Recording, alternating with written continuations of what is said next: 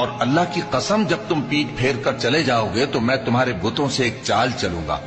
پھر ان کو توڑ کر ریزہ ریزہ کر دیا، مگر ایک بڑے بت کو نہ توڑا تاکہ وہ اس کی طرف رجوع کریں۔ کہنے لگے کہ ہمارے معبودوں کے ساتھ یہ معاملہ کس نے کیا؟ وہ تو کوئی ظالم ہے۔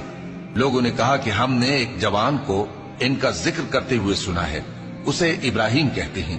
وہ بولے کہ اسے لوگوں کے سامنے لاؤ تاکہ وہ گواہ رہیں۔ جب ابراہیم آئے تو بت پرستوں نے کہا کہ ابراہیم، بھلا یہ کام ہمارے معبودوں کے ساتھ تو نے کیا ہے؟ ابراہیم نے کہا، بلکہ یہ ان بڑے بت نے کیا ہوگا، اگر یہ بولتے ہوں تو ان سے پوچھ لو۔ انہوں نے اپنے دل میں غور کیا تو آپس میں کہنے لگے، بے شک تم ہی بے انصاف ہو۔ پھر شرمندہ ہو کر سر نیچا کر لیا۔ اس پر بھی ابراہیم سے کہنے لگے کہ تم جانتے ہو یہ بولتے نہیں۔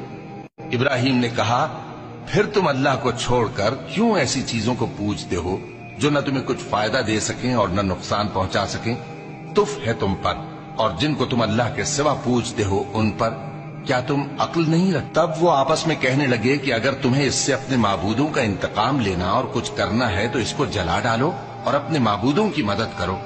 ہم نے حکم دیا، اے آگ سرد ہو جا اور ابراہیم پر سلامتی والی بن جا۔ ان لوگوں نے برا تو ان کا چاہا تھا، مگر ہم نے انہی کو نقصان میں ڈال دیا۔